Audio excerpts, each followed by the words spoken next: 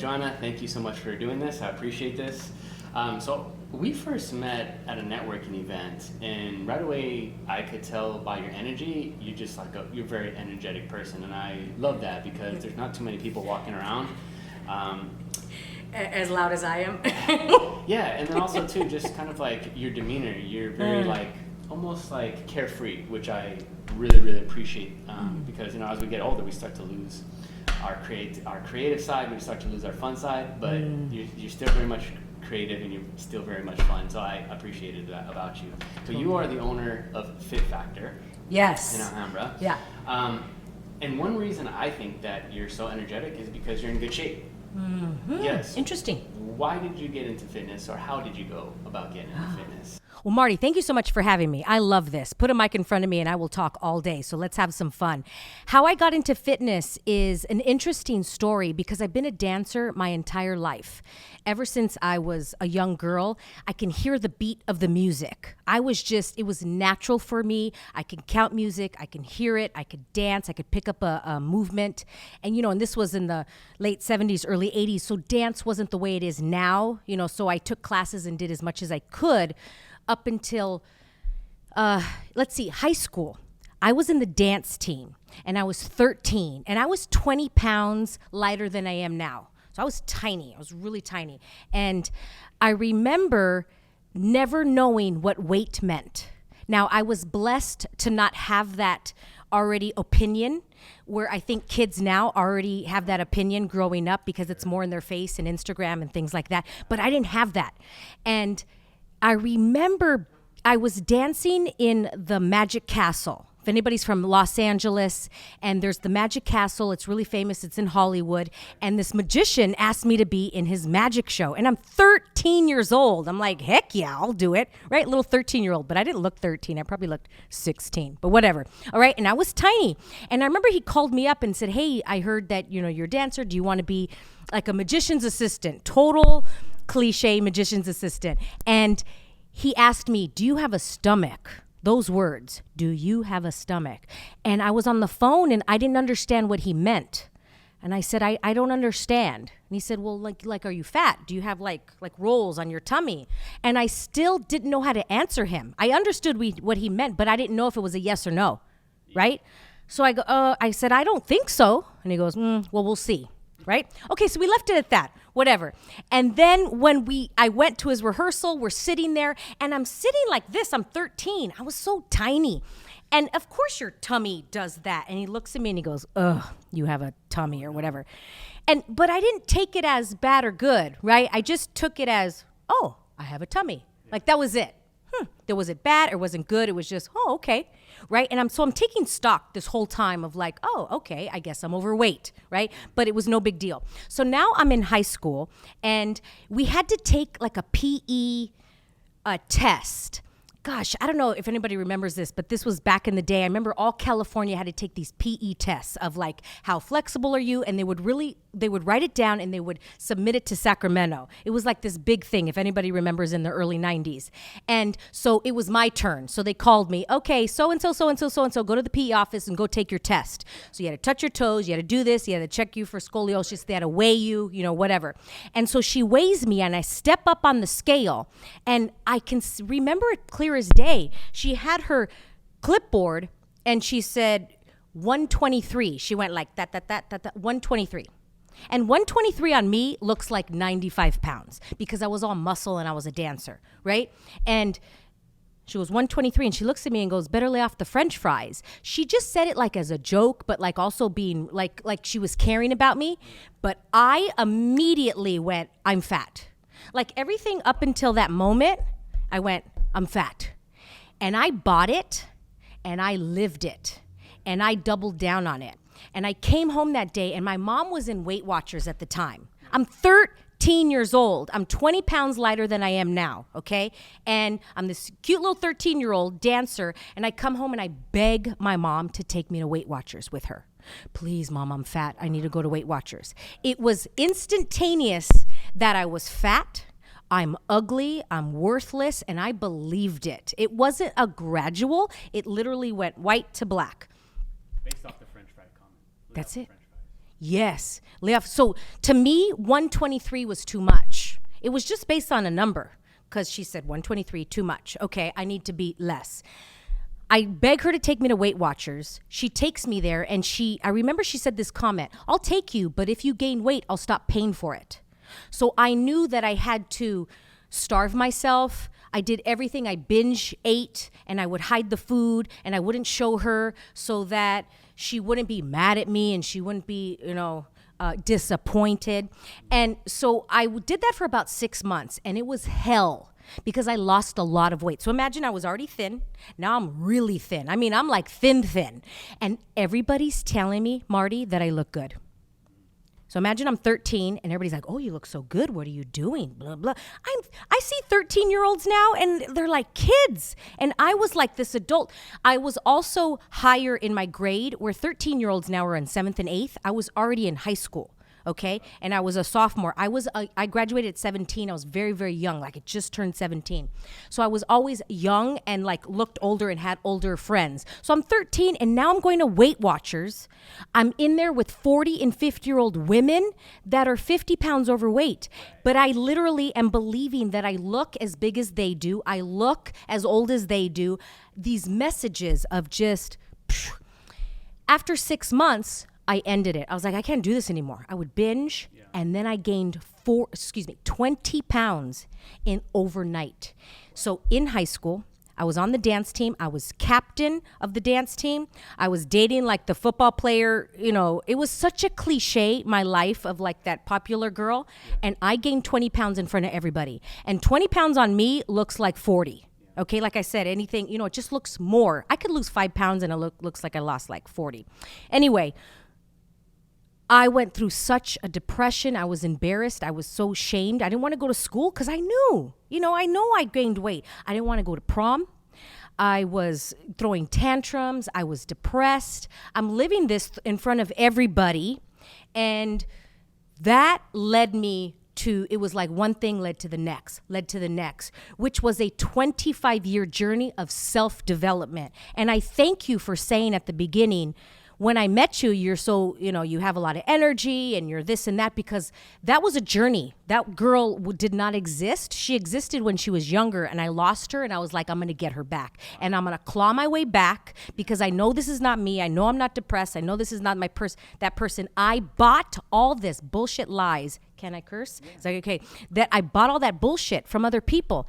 And I think of it like clothing. I just bought it and I put on the clothes and I put it on. And it was years and years of putting on clothes. And one year I said, oh, I'm taking this shit off. So I would take it off. Okay, next course, take it off. All right, next course, take it off. It led me to Tony Robbins like 20 years ago, did that. Then led me to another course, led me to this book, led me to this person, led me to this coach. And I just kept going and going and going and going and everything. And then which led me to meet you. And then I might meet somebody else from this video. And that's how I live my life because I know I'm going to claw my way to happiness because I am not going to buy your lies. Yeah, wow, that's a very incredible story, very intense, and totally in many ways really shows how words carry weight.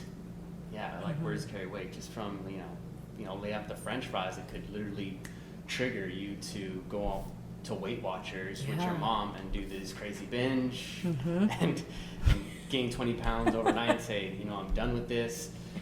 So when you were in high school and you gained 20 pounds overweight, what was like the feel of that? Did people notice? I think people noticed, but they didn't say anything. Okay. Trying to be nice. Yes, like when somebody and they walk in, you're like, ooh, so and so's gained weight, without any judgment or anything. But you notice. I mean, so you're like, are they okay? I'm doing this in front of everybody at 16, 17, at those crucial years. It's different if you're like, it's just but at those crucial years. And so I know I have that on my belt to teach women that are miserable. Yeah. And it's interesting, Marty, because a lot of women, I'm a gal, I'll talk to them. They will not admit that they're not happy. We will fake it, but we live this secret life that we never measure up. And I'm going to speak for myself and for my gals that I know, that from when we're very, very young, we are unconsciously and consciously taught that everything is about how pretty we are. Yeah. That's it. Yeah. Well, you can see that now with Instagram, especially like filters and things like this, Photoshop of, you know, actresses or models on the magazines. It was interesting. I was watching an interview with Alicia Keys, and she was saying, Which one? I don't know which one. Was it the Red Table Talk? No, I don't think it was. Okay. Was this when she was doing her no makeup journey? Possibly. I just remember her saying that it is an impossible standard to live up to the girls in the magazines, because she's saying that I was on the cover of a magazine, and she's like, my arms don't look like that. Like, my arms are big. She's looking at it going, yeah. But they Photoshop it to make you look perfect. And the reality is, like, nobody's perfect. Yeah. And as girls, we're growing up, I grew up with Disney, right? And I didn't even grow up with Instagram, you know? But everything, okay, as a young girl, when you walk into a room, your relatives will give you attention based on how cute you are. That's as a girl. So I would walk in and like, oh, que bonita. Oh, you're so beautiful. Look at your dress. So you learn to get those affirmations, those compliments. And when they stop, you start to go, oh, okay, I'm losing it. I need to do something, blah, blah, blah. So as women, we start to check mark our whole life as we walk in a room. We assess who's the pretty girls, and any girl that says she doesn't do that, she's lying. Okay? She's lying, right? And that's my goal, is to remove all those filters, to teach women to like really, gosh, because I know, and of course it's still there. That layer is still there, and that's why I created the Fit Factor, and that's why I teach fitness. I'm like, because I know I'm there still. There's moments. Of course, it's not okay. It's gone, and so that's why I started fitness. Yeah. Yeah, and you can tell that you're extremely passionate about fitness, and you're extremely passionate about what you're doing. How do you get a sense of gratification when you're working with these women and you're helping them to gain more confidence? Because that's what it's about, right? Losing the weight and becoming pretty, it's to gain confidence. And then when you're exercising, you automatically, after you're done sweating and releasing endorphins and getting all those chemicals, you feel good. Yeah. Does it bring you a sense of satisfaction? Yeah, you know what? Absolutely. And when I started, it was a lot of ego of satisfaction. And now I'm like, can I receive the satisfaction even though they didn't receive my invitation? Does that make sense? Because not everybody's going to resonate with my invitation of, hey, this is how I teach fitness. Because I do teach fitness in a very unconventional way. I don't lead with the body. I lead with the mind first. And not many women want that. What I've noticed is they think the carrot is the weight. That's the carrot you dangle. I'm going to help you lose weight. But really, I'm thinking, I'm going to help you change up here. Yeah. But I can't lead with that on a website. I've tried. It doesn't work. Yeah. So I have to lead with what works. I have to dangle the carrot, lose weight, click here, blah, blah, blah. And then get a man, get a boyfriend. Or change your life. Yeah, whatever it is. Right? Yeah. And then this starts to change. But it's without telling them, I'm going to change your mind. I don't say that. I allow them to do it. And Marty, what I've learned in the last year is that when I am the guide, my clients stay longer. But when I'm the warrior and I'm trying to do it for them, that was the ego, the satisfaction of, I did this for you. I look so good. I mean, I'm so happy for you. I noticed that clients turn faster. They don't stay long. And actually in the fitness industry, the normal time that a client will stay at a gym is 8 months. And at my gym, they stay 5, 6, 7 years. That's unheard of. Like, that is unheard of. You might have a couple clients, but to have most of them go, I've been here 3 years, I've been here 5 years, I've been here 6 years. It's like, really? Yeah. And here's the secret sauce that I've learned. What's the secret sauce? Is that you're the guide. You're Yoda. When you're Yoda, people want to be their own warrior. Let me do it. It's like little kids. Let me do it. I got it. You know, when mom comes in, can I help you? No, I got it. I got it. You know, little kids do that all the time. I don't need help. I don't need help. And the parents are like, okay, whatever. And then as we get older, we're like, okay, do it for me. What happened to that young child spirit? And I like how you said, Marty, at the beginning, it's almost like a child. That's exactly how I want to live my life. Every day I'm like, how can I be more of my childlike self? Because that's where happiness lies. And that's where I'm like, I want to do it myself. I want to be the warrior. You be Yoda. Help guide me there. And what I've noticed in fitness in the industry, most trainers want to be the warrior. Let me do it for you. You need me. And you're like, okay. And you just follow along and you're like a stormtrooper. But when you are the actual warrior and you do it for yourself, and I'm like, you don't need me. I'm just here guiding you, changing this. That's when you actually change your body. And like you said, there's energy from your body. That's how you actually change it. And trust me, if you try to change it body first, you will do it quickly and you will gain it back. Did you know that 98% of people will gain the weight back? 98% gain it back. Maybe a month, maybe a year, it doesn't matter. You're going to gain it back. 2%. And the difference between the 2% is because you change your mindset.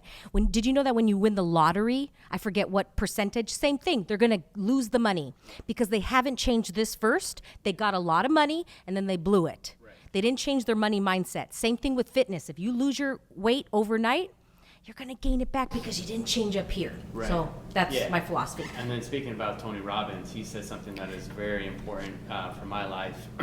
He says that the strongest need in the human existence is to stay consistent with who we believe we are. Mm-hmm. And so if you're in your mind saying that, I'm fat or something like that, and you lose it, but you lose it because you changed with your body, but you didn't change your mind, and you gain it back real quick because you need to be consistent. Your mind is like, I'm still fat.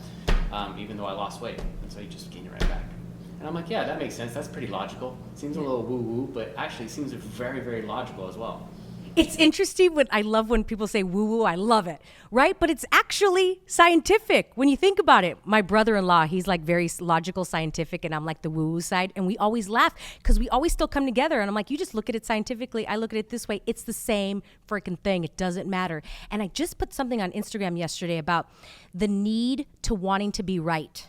When we release the need to want to be right, that's where happiness lies. And actually, what you just said, Marty, is when we want to be right, for example, I'm overweight, I don't look pretty, I'm ugly, and you start to believe that lie, you will gain that weight back just so that you can be that, so that you can be right. And I could say, see, Marty, I told you I'm fat. I told you, because you want to be right. Isn't that interesting? Yeah. We'd rather be right because ever since we were little kids, we were taught we were wrong. And it is so wrong to be wrong. But it's really not, but we were taught that it was wrong to be wrong. You didn't want to get red check marks because that means that you got an F and that means you're wrong. Right. You're always asking like, is this okay? Is this wrong? Watch little kids. They're always like, am I okay? They'll like, mom, watch me because they want the validation. Am I right or am I wrong? They're looking. Nothing changes for adults. We just do it in different ways and we will keep that weight so that we can be right. Yeah. And it's a very destructive way of thinking. I've experienced it myself. Where I'm just like, yeah, see, I told you so, type of it, just to kind of... So you feel good? Yeah, and it's very subconscious, it really is. But ever since diving into awareness, you get to check yourself. You get to almost take a step outside of your body and be like, all right, what is going on here with my mental process? And I could see that happening, along with information from Tony Robbins and people like yourself who studied it, and you can have the conversation, share, you're like, oh yeah, I've experienced that. Sure. So I want to talk a little bit more about Fit Factor and the community that you build, because it seems like that might be another reason why you have the members for such a long time, because you're building a community with your girls, you're being a guide for them. Is that something that you experienced, or what do you attribute the longevity of your clientele? Absolutely. I've been studying branding and messaging more often lately, and what I learned is that when you create clients that love your brand, they love your brand when they feel good about themselves. Okay? For example, Apple. You buy the phone because you feel good about yourself when you have it. There's something about the community. Then when you're in the community, Marty, you feel good about yourself because you have friends, tribe. It is in our DNA, especially as women, to need to be in a tribe. It's in our DNA to sit in a circle with women and just talk about our ideas.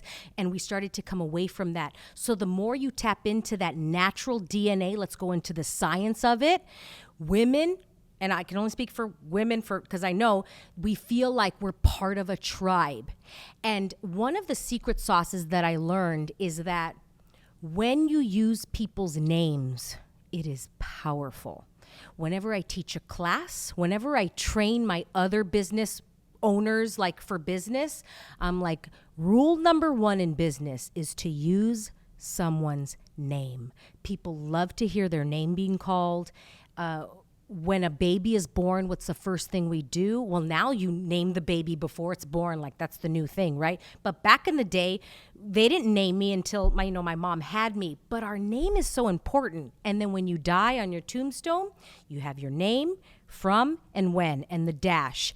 It's our name. Our name is so important. And it's so interesting to me that I will meet people at networking events. And I think maybe that's why I made a connection. If you look back, Marty, I learned your name. I said your name. I made a connection. And sometimes it's even subconscious of why you're like, oh, that girl stood out to me because I said your name probably, no joke, I probably said it at least 5 times.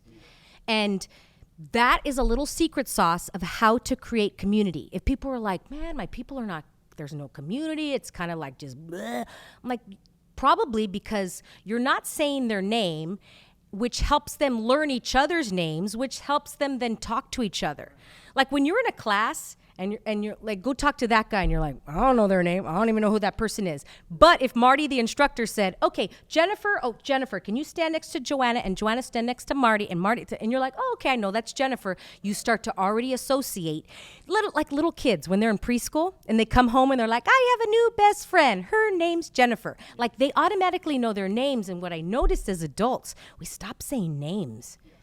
And I'm like, I know that person doesn't know my name. I know they're not connected. I know they're trying to get something from me and they don't even know my name. It's so interesting to me. And then they wonder why they can't create community. Yeah.